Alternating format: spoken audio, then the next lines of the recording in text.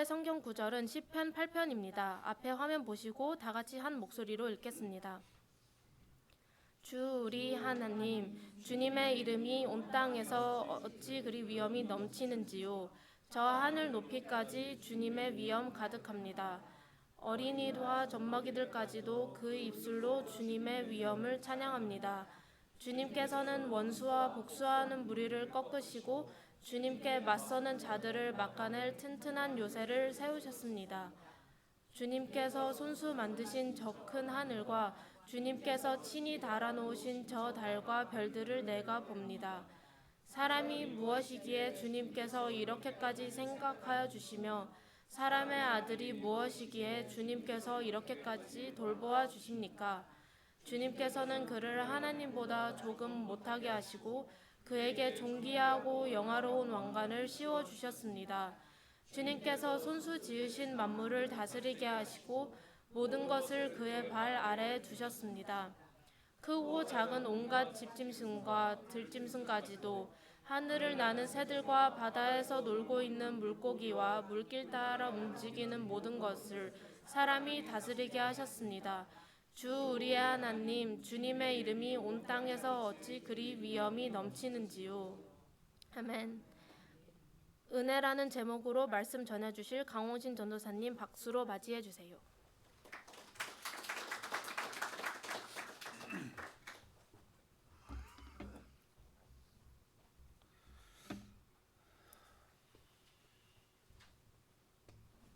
예배에 나오신 여러분들 주님의 이름으로 환영합니다.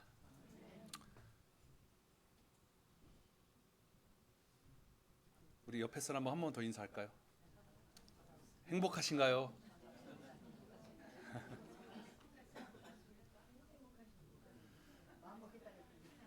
마음 먹게 달렸다고 권사님이.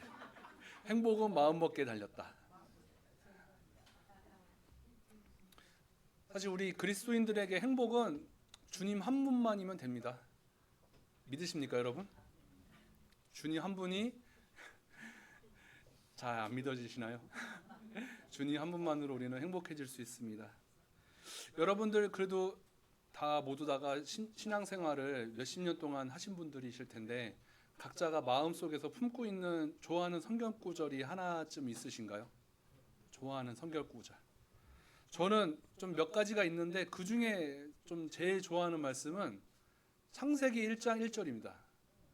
태초에 하나님이 천지를 창조하셨느니라. 왜 좋아하냐면 성경의 말씀의 시작이기도 하고 우리 인류와 그리고 모든 그리스도인들의 시작, 누가 시작하셨나요? 하나님이 시작하셨습니다. 하나님이 천지를 창조하시고 모든 것을 시작하셨기 때문에 그 중간과 끝을 맺으시는 분도 하나님이신 것을 제가 믿기에 우리는 그것을 바라보고 행복하게 살아갈 수가 있습니다. 천지를 창조하셨느니라. 주님이 우리의 모든 이야기의 시작이십니다. 그리고 단순히 이 하나님의 천지 창조가 만들어지고 나서 자, 너희들끼리 한번 살아봐. 내가 권한을 주었으니 너희들끼리 한번 살아봐. 이렇게 하시는 것이 아니라 하나님의 섭리 가운데 지금도 통치하시고 그리고 이 시작과 끝 어디쯤 우리가 살아가고 있는데 그 한 지점을 살아가는 우리에게도 세세하게 우리의 인생을 면밀히 살펴보시면서 인도하시고 계십니다. 그리고 이 이야기는 언젠간 완성, 끝이라는 개념으로 지금 가고 있는 상황입니다. 그리고 그 중심에 이런 하나님이 만드신 이야기의 중심에 누가 있나요? 우리가 있습니다. 우리 사람을 하나님이 만드신 그 이야기 속에 중심, 주인공으로 두셨습니다. 그리고 생육하고 번성하며 세상을 다스리는 권한을 주셨고 우리에게 단순히 로봇처럼 너는 이렇게 살고 여기서 A에서 B로 가고 C로 가고 이렇게 역사하시는 것이 아니라 우리에게 다양하게 선택하고 그리고 모든 것을 우리가 선택하고 결정할 수 있는 권한을 또 주셨습니다. 그런데 그렇게 권한을 주어진 상황 가운데 무엇이 들어왔나요? 우리 가운데 죄가 들어왔죠. 죄가 들어와 버렸습니다. 인류에게 죄가 들어와 버렸습니다. 그리고 우리는 죄인으로 살 수밖에 없는 존재가 되었습니다. 우리 청년부 모임에서 이 얘기를 할 때 굉장히 억울해하던 청년이 있었는데 왜 나는 태어났는데 죄인이 되었는가에 대해서 억울해하시는 분들도 있었는데 이거를 뭐 거부하고 싶으시면 거부하셔도 됩니다. 그런데 하나님이 만드신 이 시스템, 이 구조는 우리가 현재 죄인입니다. 죄인으로 살 수밖에 없습니다. 만약에 우리 인간이 이렇게 직립보행을 하고 있는데 나는 이런 시스템과 이런 구조가 싫어, 나는 날고 싶어 하고선 빌딩에서 뛰어내리면은 우리가 날 수 있습니까? 날 수가 없죠. 그런 것처럼 그냥 우리가 인간은 죄인이다라는 이런 구조에 우리가 살아가고 있습니다. 이거를 거부한다고 해서 벗어날 수도 없고 어떻게 해결할 수 있는 방법은 전혀 없습니다. 그냥 이것을 받아들이고 이것을 인정하는 것이 우리 그리스도인들의 신앙의 출발점입니다. 그런데 이 하나님께서는 이 죄를 너희들은 죄인이니까 다 멸망시킬 거야 라고 하신 것이 아니라 이 죄를 해결하고 싶어 하십니다. 그래서 끊임없이 역사하고 인도하고 계시는데 첫 번째로 주신 것, 그게 희생제물이라는 제사의 제도를 주셨습니다. 그래서 동물들을 가지고 죄를 전가시켜서 그 동물을 죽임으로 인해서 죄를 용서받고 또 주기적으로 그런 행사들을 치르는 그런 희생 제사를 하나님이 주셨는데 그것도 결국에는 한계가 있었습니다. 반복적이고 의식적인 행동이 인간의 양심을 자유롭게 하지 못했고, 그리고 결정적으로 인간의 죄를 동물이 대신한다는 것이 완전하지 않았습니다. 그리고 신앙적으로 점점 시간이 지나면서 이건 종교 행위로 바뀌었고 의미가 없고 하나님께서도 더 이상 그 희생 제물을 받지 않으시게 됩니다. 공의의 하나님으로 죄를 분명히 멸하시고 심판하시게 됩니다. 또 반면에 사랑의 하나님으로 죄인을 끝까지 포기하지 않으십니다. 그래서 우리는 하나님 앞에서 이 죄를 반드시 해결해야 되고 하나님께서도 그거를 죄를 해결하기 위해서 지금도 역사하고 계십니다.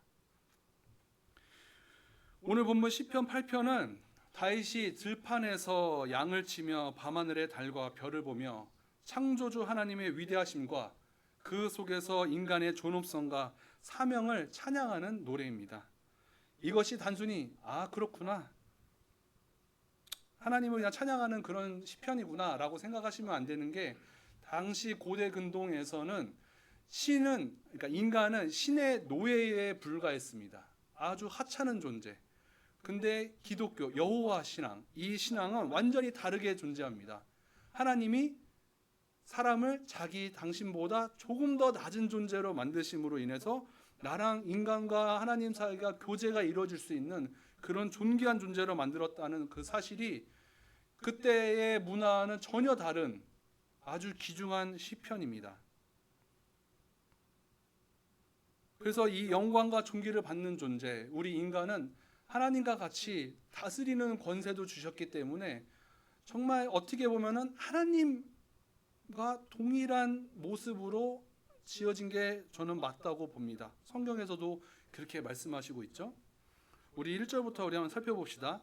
1절 띄워주세요. 주 우리 하나님, 주님의 이름이 온 땅에 어찌 그리 위엄이 넘치는지요. 저 하늘 높이까지 주님의 위엄 가득합니다. 1절까지.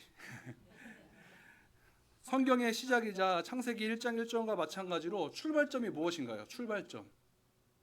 하나님입니다. 하나님. 세상의 모든 시작은 하나님입니다. 우리가 죄인이기 때문에 악한 존재가 있어서 악이 우리 인간에게 전파됐다, 그게 아니라 하나님의 존재가 바로 세상의 시작입니다. 창조주이시며 모든 것의 시작이신 하나님의 영광이 온 땅에 넘쳐난다고 시인은 지금 찬양하고 있습니다. 저 우주에서 우리를 바라봤을 때, 그냥 우리 아파트 한 15층에서 밑을 바라봤을 때도 인간의 너무나 작은 존재입니다. 그리고 우리는 가요에도 팝송에도 있었던 것 같은데 우리는 참 티끌과 같은 존재죠. 사실 우리가 살아가는 이 사회와 환경 속에서 우리는 대단하게 뭔가를 이루며 살아간다고 생각하지만 인간은 사실 별거 아닙니다. 굉장히 약한 존재입니다.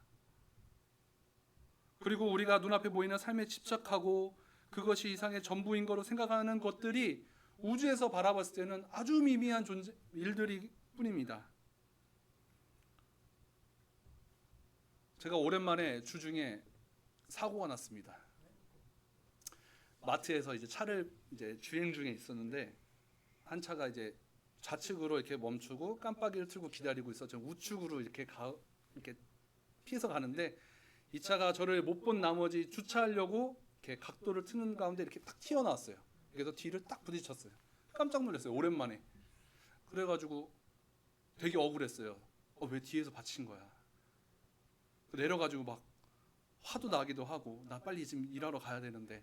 근데 그분도 뭔가 잘못한 것 같은데 왜 못 받지? 계속 핑계를 대시는 거예요.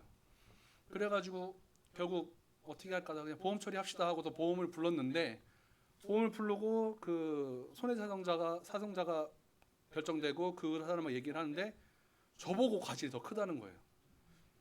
그게 법이 그렇대요. 주차장에서 주차를 준비하고 있는 차를 기다리지 않고 지나치는 거는 지나치는 사람이 더 잘못이 크대요. 너무나 억울했어요. 막 화가 나고 막 그랬는데 1시간, 2시간 정도 지난 다음에 그 상대방 차의 그 견적이 이제 알람으로 왔는데 무려 200만 원 가까이 나온 거예요. 그 이유가 뭐냐? 그 차가 굉장히 제가 봤을 때는 한 15년, 20년 거의 가까이 된 봉고차였는데 그냥 단순히 툭 부딪혔는데 바퀴가 부러져 버렸어요. 그 현장에서 봤는데 바퀴가 이렇게 뚝 부러져 가지고 저는 한 10몇만 원밖에 안 나오는 데미지였거든요. 그 바퀴가 완전 저는 이제 뭐 요즘 말로 똥 밟은 거죠. 그래서 이거 생각하니까 3년 동안 보험 할증 붙고 여러 가지 막 머리가 복잡해지고 막 짜증이 나기 시작했어요. 그렇게 한 이틀을 지냈는데 그 하나님한테 기도했어요. 하나님 최소한의 것으로 이것을 상황을 좀 마무리해 주세요라고 했는데 결국에는 서로 각자 처리하기로 했고 어떻게 합의가 잘 이루어져서 저는 6만 5천 원에 끝났습니다. 부품 하나 갈고. 근데 그것을 지나면서 제가 생각했던 게 이틀 동안이었거든요. 제가 너무 스트레스 받고 이 일에 집중한 게 사실 지나고 보니까 별거 아니잖아요. 근데 그 이틀 동안 우리 아이들에게 웃어주지 못했고 우리 아내에게도 웃어주지 못하고 그 스트레스 받아가지고 막 그랬던 게 그 시간이 너무 아까운 거예요. 별거 아닌데 지나고 보면 별거 아닌 문제들. 근데 우리가 그 문제들을 만났을 때 어떻게 바라봅니까? 이만하게 바라보잖아요. 그것처럼 우주에서 우리를 바라보는 인간의 모습도 별거 아닙니다. 그러니까 우리가 아등바등 살아가는 게 사실 어떤 의미가 있는지 잘 생각을 해봐야 됩니다. 그리고 오늘 말씀을 잘 생각해 보면서 인생의 관점을 좀 더 넓고 크게 바라보아야 합니다. 2절입니다. 어린아이와 젖먹이들까지도 그 입술로 주님의 위엄을 찬양합니다. 주님께서는 원수와 복수하는 무리를 꺾으시고 주님께 맞서는 자들을 막아 낼 튼튼한 요새를 세우셨습니다. 어린아이와 갓난아이와 같은 연약하지만 거짓이나 교만이 없는 순전한 자의 그런 삶은 하나님을 주님을 찬양하는 자연스럽게 찬양하는 삶이 됩니다. 그러나 반대로 자신의 힘을 의지하며 과시하는 사람들, 하나님을 적대하고 하나님을 의지하지 않는 사람들은 결국 멸망케 한다는 말씀입니다. 하나님의 절대적인 성질 2가지가 있습니다. 아까 말씀드렸지만 공의의 하나님 그리고 사랑의 하나님입니다. 어느 것 하나 치우쳐서 생각을 하면 안 됩니다. 우리가 그동안의 한국 기독교 역사 가운데 사랑의 하나님을 너무나 강조한 나머지 공의의 하나님이 축소됐습니다. 그래서 너무나 값싼 복음이 되었고 교회가 쇠락하고 그리고 그리스도인들의 힘을 상실하면서 내가 하는 이 일이 정말 하나님 앞에서 옳은 일인지 잘못된 일인지를 생각하지 않고 그냥 모든 걸 다 용서해 주실 거야. 사랑의 하나님이시니까 용서해 주실 거야. 용납해 주실 거야 하는 마음으로 신앙생활을 한 결과가 지금 현재 기독교의 신앙입니다. 얼마 전 뉴스에 기독교의 신뢰도가 신뢰하지 않는다가 75%로 상승을 했더라고요. 우리가 왜 이렇게 힘을 잃었나를 잘 생각을 해봐야 됩니다. 반대로 공의의 하나님만 너무 강조한다. 그러면 사랑이 겹필되고 사랑이 하나님은 사랑이시니라 이 말씀이 너무 약해지고 율법주의와 그리고 타인을 정죄하는 그런 아주 자기의가 드러내는 그런 신앙으로 빠지게 되므로 사랑의 하나님과 공의의 하나님 이 두 가지의 하나님을 동시에 잘 생각하면서 우리 신앙을 잘 균형 잡아야 됩니다. 오늘 이 2절 말씀을 잘 보여주는 장면이 마태복음 21장에 나옵니다. 유월절을 맞이해서 전국에 있는 순례자들이 50만 명이 예루살렘으로 모이는 상황입니다. 갈릴리와 베레아 지방에서 아픈 자들, 병든 자들, 귀신 들린 자들을 치료하시며 기적과 이적, 많은 역사들을 나타내신 하나님 예수님께서 메시아로서 공개적으로 사역을 이제 하시기 위해 예루살렘에 입성하고 계십니다. 스가랴 9장 9절의 말씀대로 우리가 생각했을 때는 만왕의 왕이신 예수님께서 군마, 화려하고 멋지게 꾸민 그런 말을 타고 입성을 하셔야 되는데 겸손의 상징인 어린 나귀를 타고 예루살렘으로 입성하십니다. 근데 그곳에 있던 그 예수님의 소문을 들었던 유대인들 그리고 예수님의 기적을 체험했던 유대인들은 오해했습니다.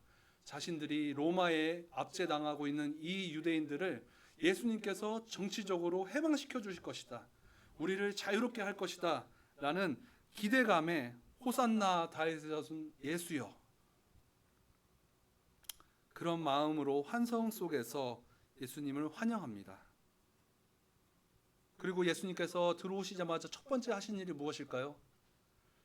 너무나 썩어져 있는 성전 가운데 매매를 이루고 그리고 말씀을 제대로 전하지 않는 종교 지도자들을 꾸짖으셨고 교회 앞에 있는 그런 좌판들을 다 엎으시면서 분노를 표출하셨습니다.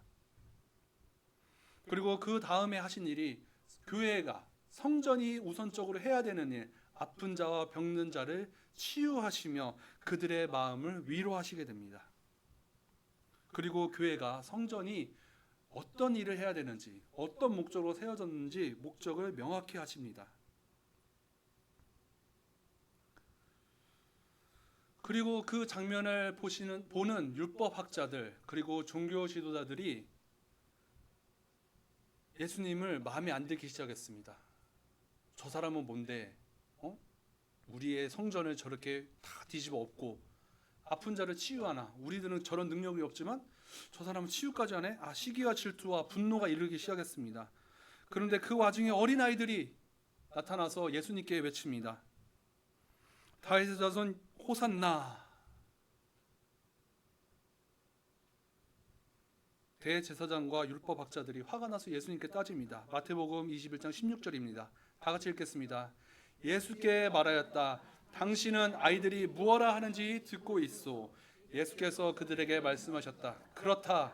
주님께서는 어린아이들과 젖먹이들의 입에서 찬양이 나오게 하셨다. 하신 말씀을 너희가 읽어보지 못하였느냐.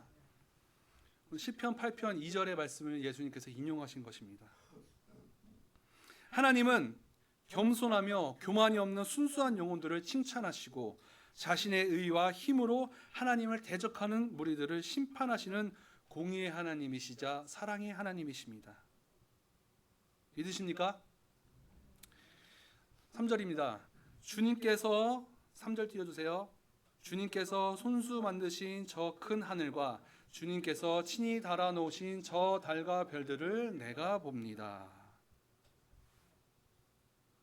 강릉에 가면은 안반대기라는 지역이 있습니다. 안반대기 들어보신 분이 있을지 모르겠는데 띄워주실래요?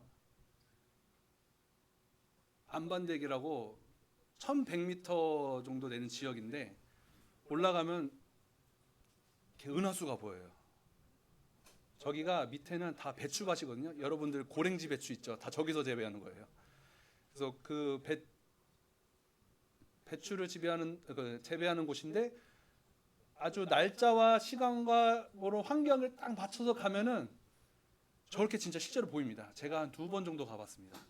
2번 정도 가봤는데 저곳에서 볼 때 불 켜주셔도 돼요. 저곳에서 저거를 바라볼 때 처음에는 웅장하다, 멋지다라는 생각이 들기도 하지만 되게 외로운 마음이 듭니다. 이상하게 외로운 마음이 들어요. 저 수많은 별들에 나는 정말 무슨 존재인가. 기회 되면 한번 가보시면 좋을 것 같은데 우리 어르신들 너무 힘드시겠지만 저게 보통 새벽 1시, 12시, 1시 정도 돼야지 저 정도 보이거든요. 저런 것처럼 아마 저거보다도 더 화려한 장면을 다윗이 봤을 거예요. 그것을 보면서 저 만드시는 하늘의 달과 별 내가 봅니다. 근데 이것이 무엇이냐? 하나님은 우리는 뭐 하나 해결하려면 온 마음과 정성을 다해 쏟아서 그 문제를 해결하고 만들어내고 일을 합니다. 근데 하나님께서는 우리가 과학적으로 설명하기도 어려운 저 장면을 말씀으로 만드셨다고 분명히 창세기는 증언하고 있죠. 인간이 상상할 수 없는 규모를 하나님께서 만드셨습니다. 근데 이런 하나님, 이런 능력과 전능하신 하나님께서 4절에 무엇이라고 말씀하시냐? 사람이 무엇이기에 주님께서 이렇게 생각하여 주시며 사람의 아들이 무엇이기에 주님께서 이렇게까지 돌보아 주십니까? 이런 하나님께서 우리를 세세하게 면밀하게 인생을 주관하시고 계시다는 사실입니다. 회사를 다니다 보면은 웬만해서는 임원이나 사장 정도 되면은 말단 직원까지 신경을 잘 안 씁니다. 한 20명, 30명만 돼도 그렇게 신경을 안 씁니다. 우리가 또 걸어 다닐 때 보세요. 지나가는 개미를 별로 신경 안 쓰잖아요. 그냥 밟고 있는지 없는지도 모르게 그냥 지나가는데 그것보다도 더 우리 티끌 같은 우리 이런 인간의 존재를 하나님께서는 관여하신다니까요.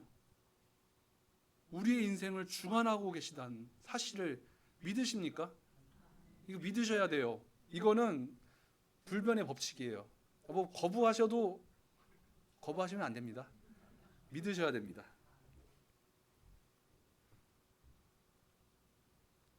인간이 특출나서 뭔가를 잘해서 어떤 특별한 구석이 있어서 그렇게 인도하시는 것이 아닙니다.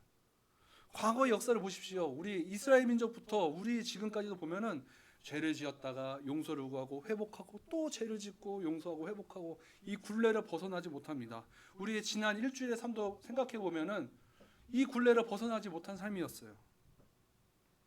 근데 무엇 때문에 우리를 이렇게까지 사랑하시고 우리 인생을 이렇게 돌봐주시며 인도하시는 것일까요? 하물며 5절입니다. 주님께서는 그를 하나님보다 조금 못하게 하시고 그에게 존귀하고 영화로운 왕관을 씌워주셨습니다. 주님께서 손수 만드신 만물을 다스리게 하시고 모든 것을 그 발 아래에 두셨습니다. 크고 작은 온갖 잡짐승과 들짐승까지도 하늘을 나는 새들과 바다에서 놀고 있는 물고기와 물길 따라 움직이는 모든 것을 사람이 다스리게 하셨습니다. 주 우리의 하나님 주님의 이름이 온 땅에 어찌 그리 위엄이 넘치는지요. 이제 좀 시편 8편이 좀 다르게 와닿으시길 소망합니다.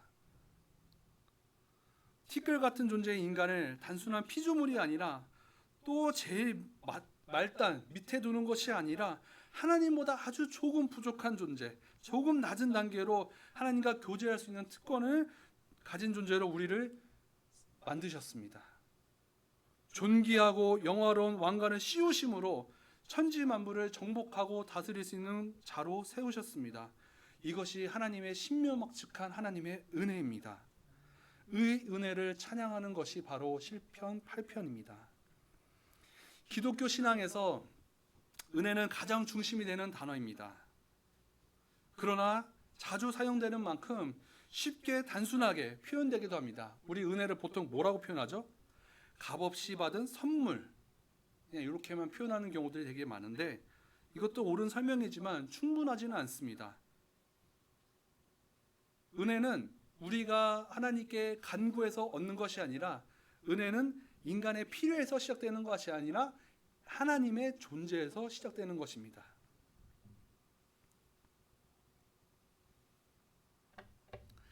시편 8편도 결국에는 인간의 구하는 은혜를 하나님이 주시는 것이 아니라 하나님이 주도적으로 베푸시는 은혜의 역사 가운데 우리 인간이 그 중심에 있는 것을 감사하며 고백하며 찬양하는 시입니다.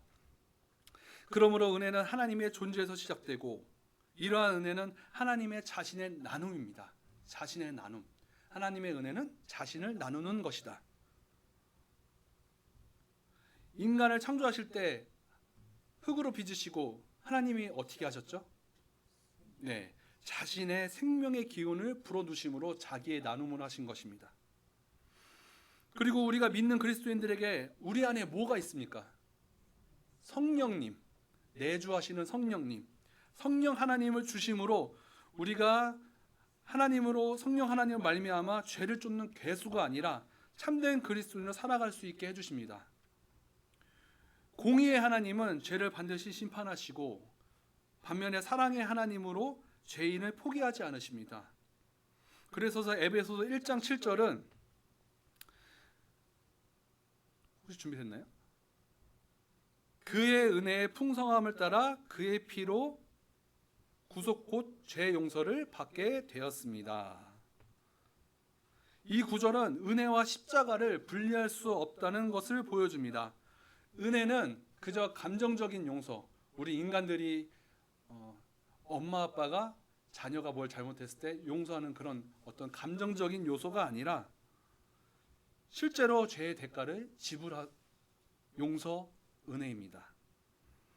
십자가는 그래서 하나님의 공의를 무시한 사건이 아니라 공의를 만족시키는 사건이 됩니다. 그래서 은혜는 값싼 자비가 아니라 대가를 지불한 하나님의 사랑입니다. 그러므로 자기 나눔의 절정, 하나님 자기 자신의 나눔의 절정은 은혜 그 자체이자 완벽한 은혜가 무엇입니까? 나눔의 절정. 바로 자신의 외아들 예수 그리스도를 우리의 죄를 위해 내어주심으로써 우리의 구원, 우리와 하나님의 관계를 다시금 회복시키기 위해 십자가의 제물로 희생시킨 이 사건이 완전한 은혜입니다. 은혜는 우리들의 삶에 관통하는 핵심입니다. 우리는 하나님의 은혜 없이는 단 하루도 살 수 없습니다. 이러한 하나님의 은혜를 거부하거나 무시하는 그리스도인들은 병든 상태거나 구원을 다시 확인해 봐야 됩니다. 은혜는 창세전에 하나님의 사랑에서 시작돼서 십자가에서 실현되었고 우리 안에 내주하시는 성령 안에서 현재적으로 경험되며 다시 오실 예수님을 통해 완벽하게 이루어지게 됩니다. 이 거대한 우주 가운데 우리 인간은 티끌 같은 존재입니다. 아등바등 살아가며 작은 것 하나 나의 영역에 누군가가 들어오면은 우리는 어떻게 합니까? 분노를 치미면서 화를 내잖아요. 내 영역에서 나가! 왜 여기까지 들어와? 사실 별거 아닙니다.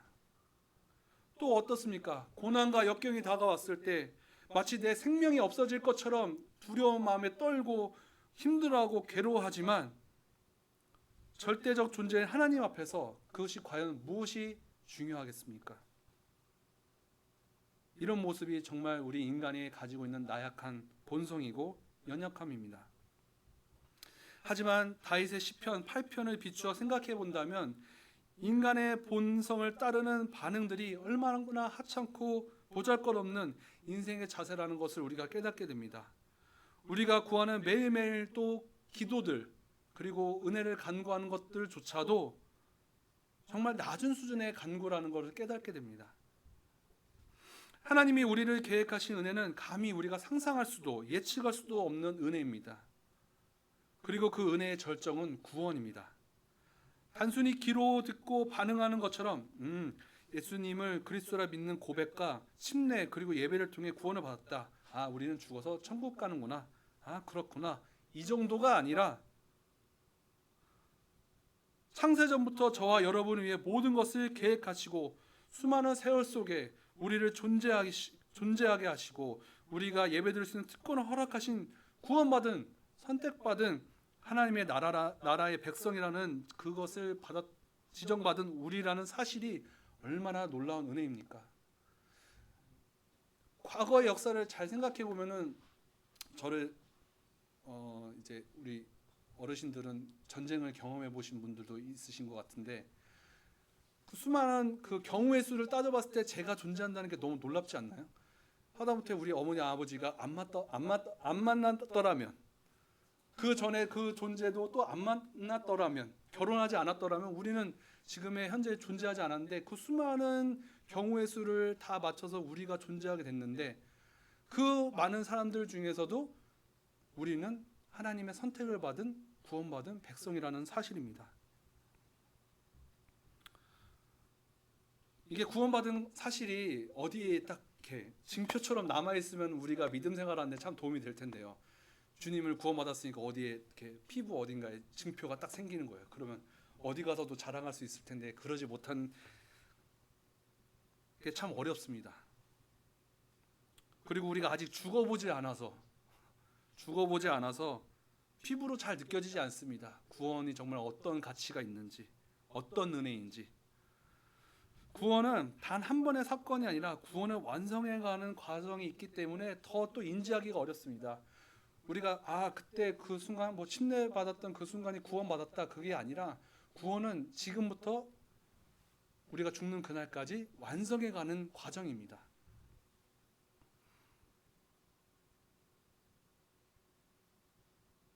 그리고 우리가 언젠가 인생의 다 날수를 다 마치고 주님을 만나러 갔을 때, 그때서야 구원의 은혜가 이렇게 가치 있는 것이구나, 감사한 일이구나, 내가 정말 하나님께 선택받은 게 정말 땅에서 살 때는 내가 가치를 잘 못 느꼈는데 주님을 만나고 나니까 이게 엄청난 일이구나, 그것을 깨닫게 됩니다. 이제 고난주간입니다. 은혜의 절정, 구원의 절정을 향해 예수님이 모든 고난을 당하시고 십자가를 짊어지시고 골고다 언덕을 오르시는 시간입니다. 은혜를 보통 값없이 주어진 선물이라고 표현하는데, 이건 우리의 인간의 입장에서 보는 것이지 사실 하나님의 입장에서는 그 외아들 예수님의 피 흘림으로 값이 지불되고 고통으로 포장된 값을 매길 수 없는 선물입니다. 그 어느 때보다도 깊이 십자가를 바라보시고 나를 위해, 나의 죄를 위해, 나를 구원하시기 위해 나를 너무 사랑하셔서 저 모진 고통을 다 당하시며 십자가에 달리셨다는 것을 정말 깊이 깨달으시길 바랍니다. 그리고 비록 육신의 눈에는 보이진 않지만 히브리서 11장 1절, 믿음은 바라는 것들의 실상이요 보지 못하는 것들의 증거, 이 말씀처럼 그 외아들을 나를 위해 내어주신 하나님을 믿음으로 바라보며, 믿음으로 이 세상 가운데 역사하시는 하나님의 섭리를 깨달으며, 믿음으로 진정한 은혜를 누리는 우리 모두가 되기를 예수님의 이름으로 소망합니다. 다 같이 찬송 드리면서 헌금하시도록 하겠습니다.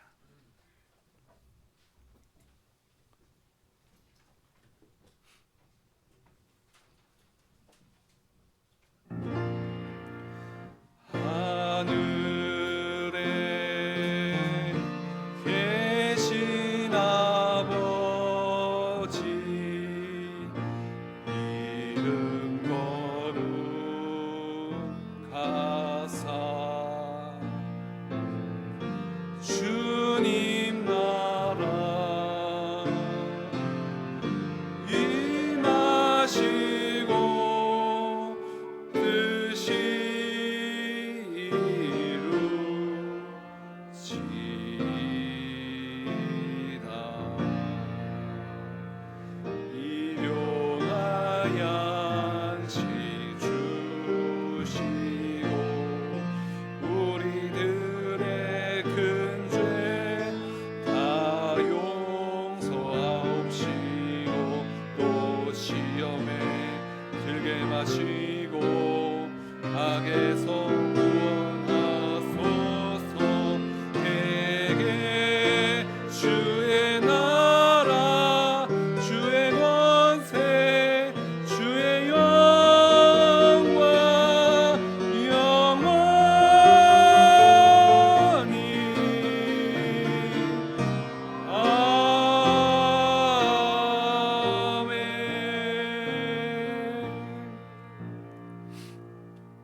하나님 감사합니다. 오늘 시편 8편을 통하여서 사람이 무엇이간데 우리를 생각하시고 인도하시는지를 은혜로 깨닫게 됩니다. 우리처럼 정말 티끌 같은 존재인 인간을 온 우주 만물을 창조하신 하나님께서 세세하고 면밀히 검토하시고 인도하시고 이끌어 주신다는 그 사실이, 또 그리고 우리를 구원하셨다는 그 사실이 하나님의 은혜의 전부임을 저희가 믿습니다. 이 은혜를 통하여서 우리가 날마다 행복하게 살아가게 도와주시옵시고 감사하게 살아가게 도와주시옵시고 죽음을 결코 두려워하는 것이 아니라 주님을 만나는 그 날을 바랐고 또 원하고 기다릴 수 있는 믿음을 허락하여 주시옵소서. 돌아오는 주간은 하나님 고난주간입니다. 예수님께서 십자가에 달려 못 박혀 돌아가심으로 저의 죄를 사하시고 저희를 구원에 이끄셨던 그 고통, 저희가 생각하면서 또한 감사하며 또 겸손하게 한 주간을 살아갈 수 있도록 인도하여 주시옵소서. 우리 성도들 어디에서 무엇을 하든지 하나님 영광 돌리는 삶이 되게 도와주시고 다시 만나는 그 순간까지 하나님 영이나 육이 상하지 않도록 지켜보아여 주시옵소서. 감사드리며 이 모든 말씀 예수님의 이름으로 기도드렸습니다.